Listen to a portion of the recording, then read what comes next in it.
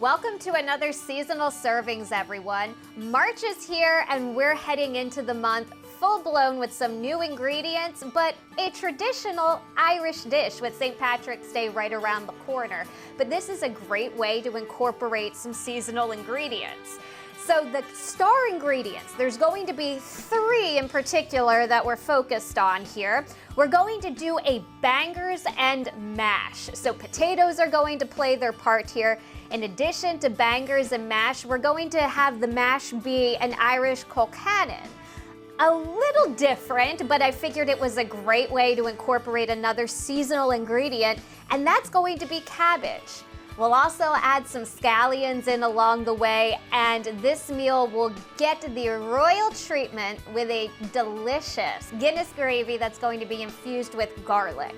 So let's get right to it and let's get started. All of these ingredients are going to shine through this dish. So I already did the work and got some potatoes boiled and ready to be mashed. You can use for a colcannon either russet potatoes or Yukon Gold. Those are the 2 preferred types for this particular recipe.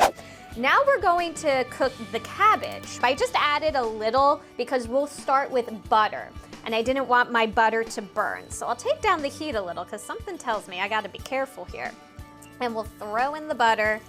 And we've got cabbage for the colcannon.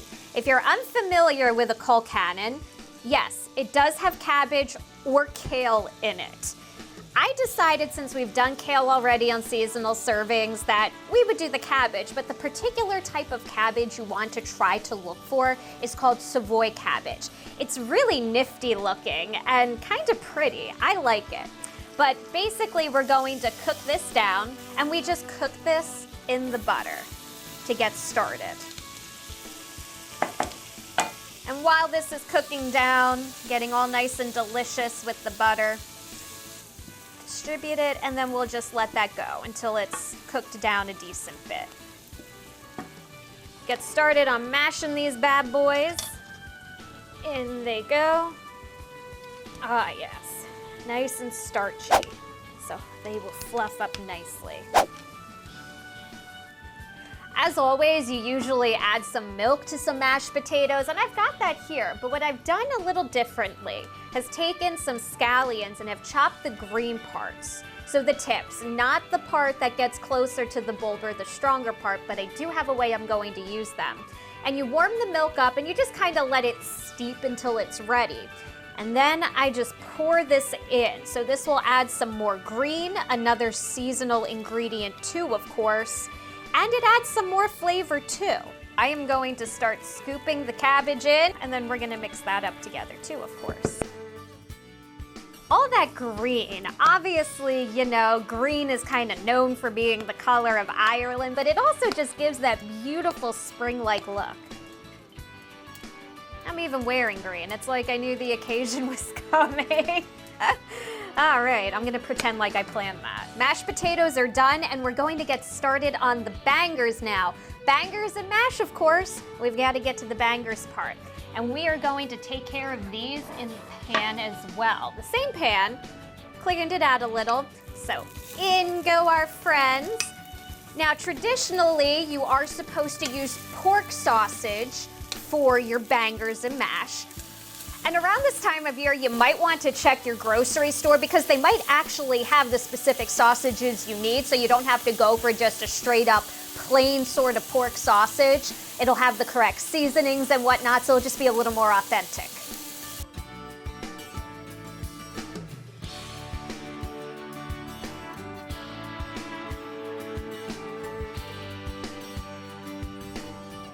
All right, and I'm going to finish cooking these, and while we take a little bit of a break, I am going to make the delicious Guinness gravy. We're gonna put it all together, and of course, we're going to try this delicious Irish/British melding of deliciousness when I see you next.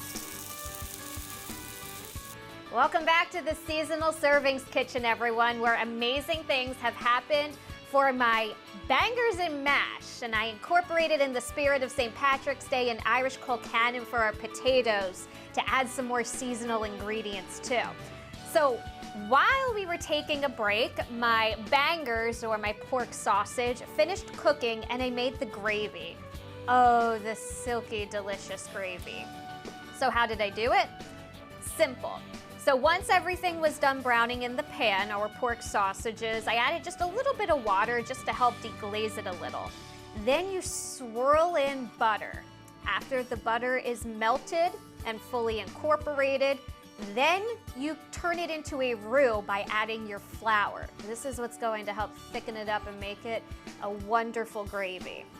And once that's done, I added the scallions, the part of the scallions that we didn't use. For the colcannon, we used the green parts. So normally, this type of gravy that goes with bangers and mash has onion cut into slivers and sauteed.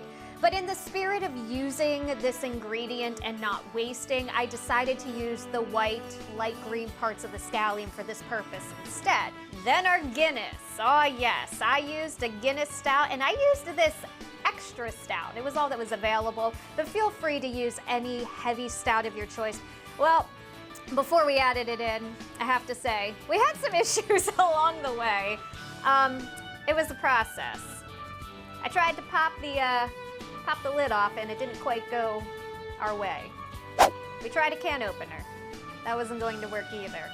I don't recommend doing this at home. We got a little dangerous in the kitchen yet again this time around, just like we did last time on seasonal servings, but this time around we had to get a little dangerous just to make it all work out. Ultimately, we got the beer that we needed, and that's the most important here.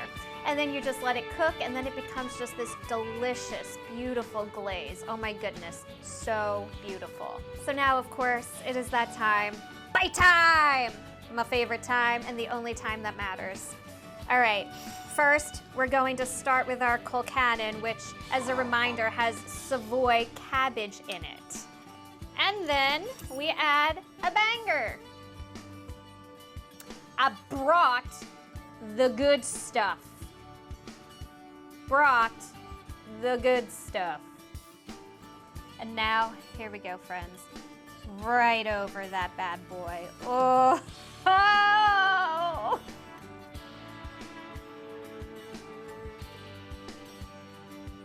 And there it is. That looks amazing. Oh man, guys, I can hardly wait. I can truly hardly wait here.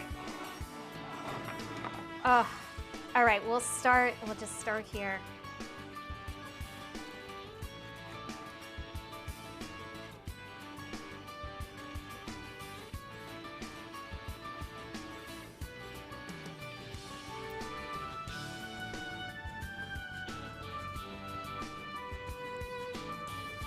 Oh man, this is like March comfort food at its finest.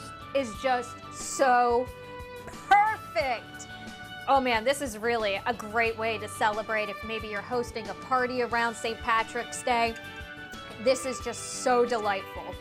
My goodness. All right, I'll be sure, of course, as always, to get the recipe on our website, fox43.com.